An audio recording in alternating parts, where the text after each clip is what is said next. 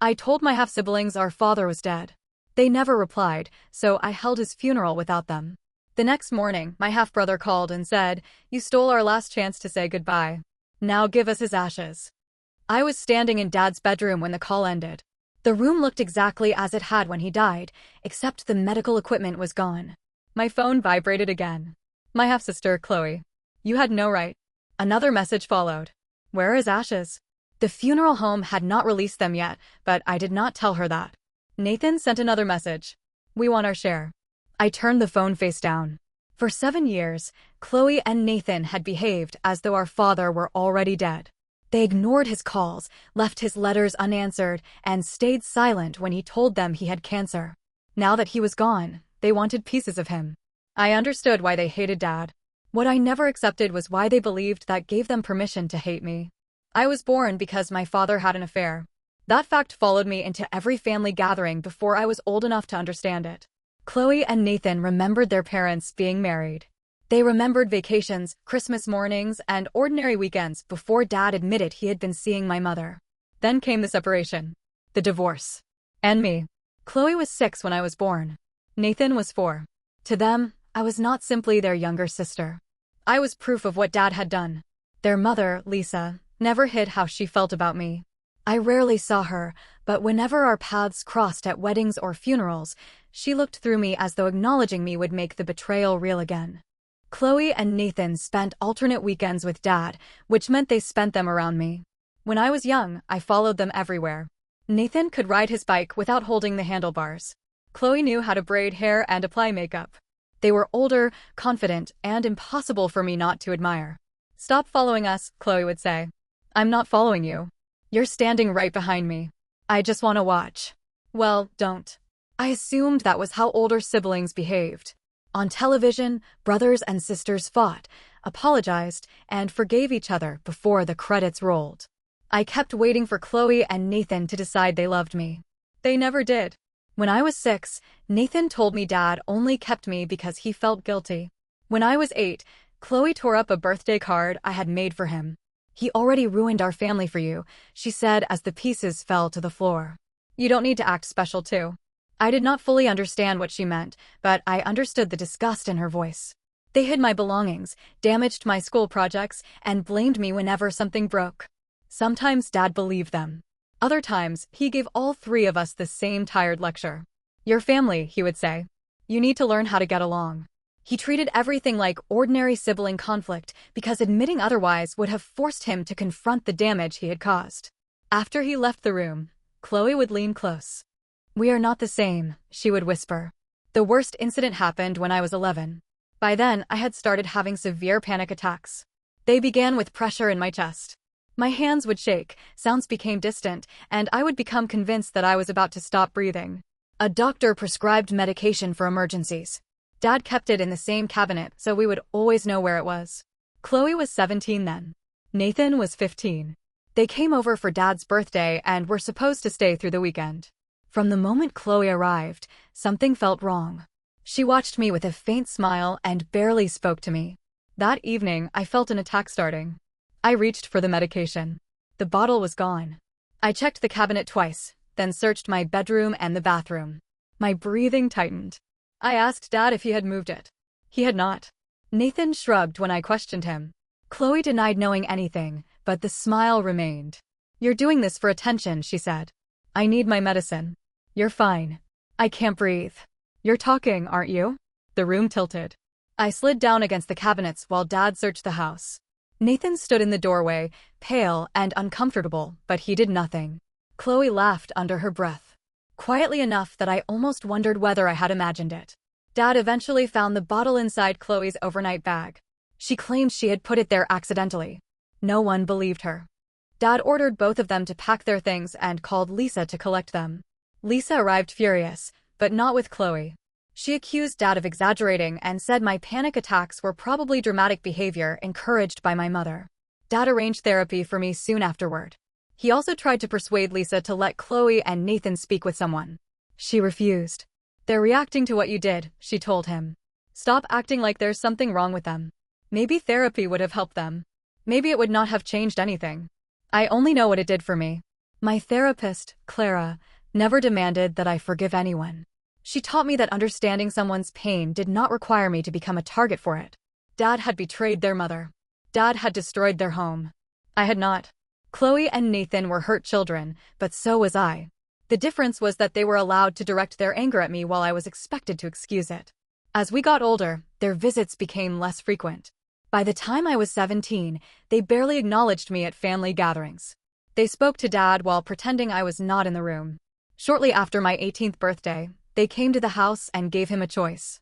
I was upstairs, but the walls were thin. Chloe did most of the talking. She's an adult now, she said. She needs to leave. She just graduated, Dad replied. That isn't our problem. This is her home. And that is the problem. I moved closer to the top of the stairs. Nathan spoke next. We're tired of pretending this is normal. Dad sounded exhausted. What exactly are you asking me to do? Chloe answered immediately. Tell her to move out. Silence followed. Then Dad said no. One quiet word. Chloe laughed bitterly. Then you're choosing her again. I'm not choosing between my children. You already chose. You made that choice the day she was born. Part of me wanted to go downstairs and tell them I would leave. I had a part-time job and a little money saved. I could stay with a friend for a while. I could figure something out. But Dad's house had been my home for years. I had done nothing wrong, and I was tired of treating my existence like an offense. Nathan's voice hardened. If she stays, we're done. Dad told them not to make a threat they could not take back. They left anyway. At first, he believed they would calm down. He called Chloe the next day, then Nathan. Neither answered. He tried again the following week, then on birthdays and holidays. He sent emails, cards, and handwritten letters. Nothing came back. 1 year became 2. 2 became 5. He rarely discussed them, but he kept their photographs around the house. Every Christmas, he bought 2 extra cards and left them unsigned on his desk. I never asked him to stop trying. I also never offered to contact them for him. People may judge me for that. I could have tried to become a bridge between them. I could have sent messages telling Chloe and Nathan that Dad missed them. But I did not want to be a bridge for people who had spent years walking over me. 7 years after their ultimatum, Dad developed a cough. At first, he blamed the weather. Then allergies. Then an infection that refused to disappear. I pushed him to see a doctor. The test showed lung cancer. I sat beside him while the diagnosis was explained. Dad stared at the floor. I listened because one of us had to remember what came next. In the parking lot, he leaned against the car and closed his eyes. I need to tell them, he said. I know. He called Chloe first. The call went straight to voicemail. Then Nathan. The same thing happened. That evening, he emailed them. He did not defend himself or ask them to forget the past. He told them he was sick and wanted to see them. Neither responded. Over the next several months, he kept trying. He called from my phone in case they had blocked his number. He mailed letters. He asked my Aunt Julia to pass along a message. Julia contacted Chloe. Her answer was brief. He made his choice years ago. Nathan said nothing. Dad pretended it did not hurt, but after every unanswered attempt, he became quieter. I drove him to appointments. I kept track of his medication, cleaned the house, and sat awake when his breathing frightened him. Eventually, I had to help him shower because he could no longer stand for long. Caregiving changed our relationship. My father stopped being the man who had raised me and became someone fragile in my hands. Some days, I resented him. I hated the responsibility. I hated the fear. I hated that Chloe and Nathan could disappear while I carried everything. Then guilt followed because he was dying. One night near the end, Dad asked me to open the drawer beside his bed. Inside were 2 sealed envelopes. One had Chloe's name on it. The other had Nathan's. Make sure they get those, he said. I held the envelopes against my chest. What did you write? What I should have said years ago. Do you think they'll read them? I don't know. His voice was barely audible. Then he looked at me. Don't hate them for me. I don't hate them for you. A weak smile touched his face. No. I suppose you have your own reasons. I wanted him to apologize. Not for the affair. That apology belonged to Lisa, Chloe, and Nathan. I wanted him to apologize for the years he watched them mistreat me and responded with tired lectures. For acting as though their cruelty was ordinary sibling conflict because he did not want to confront its cause. But he was exhausted. His skin looked gray beneath the bedside lamp. I decided I could live without hearing the words. I am still not sure I was right. Dad died early on a Tuesday morning. Heidi, the hospice nurse, was with us. His hand was in mine. Then, somehow, it stopped feeling like his hand and became only weight. For several minutes, I waited for something dramatic to happen. A final sign. A sudden sense of peace. Anything. Instead, a truck passed outside. A dog barked somewhere nearby. The world continued as though nothing important had happened. Before the funeral home arrived, I sent Chloe and Nathan the same message. Dad passed away this morning. I thought you should know. Neither message showed as delivered. I sent emails as well. No answer came. After Dad was taken away, Julia sat with me in the bedroom. Do you want me to contact them? She asked. I already tried. What about the service? What about it? Are you going to send them the details? No. Julia studied me. Maya, think about this. I have. They may regret not being there. They had nearly a year to see him. A funeral is different. You're right. At a funeral, they wouldn't have to look him in the eye. She flinched. I regretted saying it, but I did not take it back. Are you making this decision because you're angry? She asked. Of course I'm angry. I changed his clothes. I cleaned up after him. I listened to him ask why they wouldn't answer. They did nothing. That doesn't mean they won't grieve. They can grieve. They just won't do it beside me. Dad had requested a small service followed by cremation. I arranged everything. I delayed publishing the obituary until after the service and told the funeral director that Chloe and Nathan were not expected. For the next 3 days, I kept checking my phone. Part of me feared they would respond. Another part wanted them to. I imagined Chloe demanding the location. I imagined Nathan arriving angry. I pictured one of them turning the service into another argument about whether I had ever belonged in the family. I had spent the final year of Dad's life exhausted, frightened, and alone. I wanted one room where I did not have to defend my right to grieve him. The funeral took place on Saturday. Rain struck the chapel windows throughout the service. Dad would have complained about people tracking mud across the floor. I stood near his closed casket and accepted condolences from neighbors, former coworkers, and relatives I barely knew. Several people asked where Chloe and Nathan were. They couldn't be here, I said. It was not exactly a lie. They could not be there because I had made sure they did not know where the service was being held. When everyone left, I remained behind. The chapel was silent except for the rain. I took Chloe and Nathan's letters from my purse. For a moment, I considered placing them inside the casket. Then I remembered Dad's request. Make sure they get those. I returned them to my bag. Dad was cremated afterward. 2 days later, the funeral home called to tell me his ashes were ready.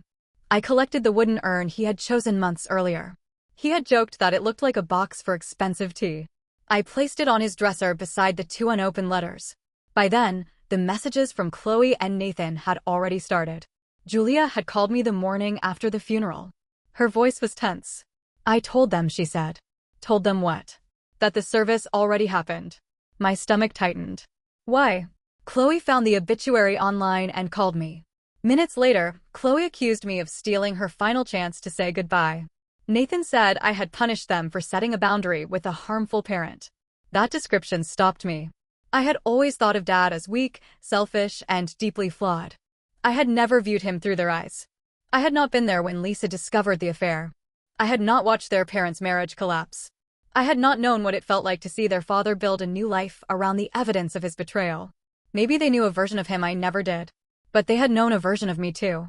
A little girl begging to be included. An 11-year-old struggling to breathe.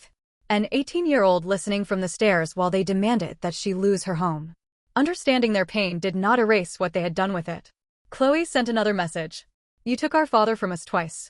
I almost threw my phone across the room. Instead, I replied. He contacted you for 7 years. He told you he was sick. I told you when he died.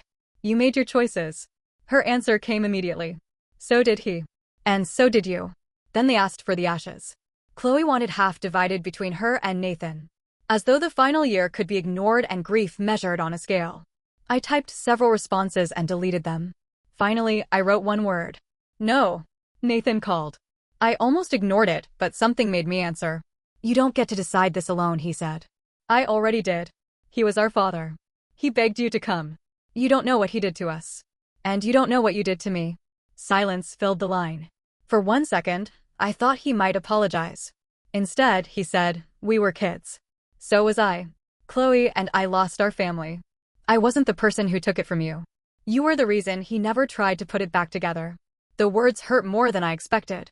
Not because I believed them. Because part of me was still the little girl who followed them through the house, hoping they might eventually decide I was worth loving. He kept reaching out until he couldn't hold the phone anymore, I said. You ignored him. He wanted forgiveness because he was scared. Maybe. That doesn't mean we owed it to him. No, you didn't. Nathan's voice softened. But you owed us the choice to attend. I had no answer ready. You could have sent the details, he continued. We might not have gone. But it should have been our decision. I looked toward the empty space on Dad's dresser where the urn would soon sit. For months, every decision had been mine. Which treatment? When to call the nurse? When to stop pretending he was improving? Which funeral home? Which flowers? Which song would play while people said goodbye? Now Nathan was telling me that one decision had never belonged to me. Maybe he was right. But being right could not undo it. The funeral is over, I said. And you made sure we can never fix that. He ended the call. Weeks have passed. Chloe and Nathan still send messages. Some are angry. Others sound almost reasonable. Chloe recently wrote, I don't want all of him. I just want something that proves he belonged to us too. I understood that more than I wanted to. Dad had been their father long before I existed. Then he hurt them, failed them, and spent years trying to reach people who had decided silence was safer than reconciliation. He was also the man who sat beside me during panic attacks. The man who paid for my therapy. The man who refused to throw me out, even when doing so might have brought his older children back. The urn remains on his dresser. The unopened letters are beside it. Some mornings, I think I should send the letters and give Chloe and Nathan a small portion of the ashes. Then I remember Chloe smiling while I searched for my medication. I remember Nathan watching and doing nothing. I remember Dad staring at a silent phone after every unanswered call. I tell myself they gave up their place in his final chapter when they refused every chance to see him alive. But they're right about one thing. I took away their choice to attend. I protected my goodbye by denying them theirs. Maybe that was cruel. Maybe it was the first time I refused to let their pain matter more than mine. I still have not decided which is true. And every time I enter Dad's room, I look at the urn and those 2 sealed envelopes and wonder whether I am protecting what remains of him or using the dead to win the last fight our family will ever have.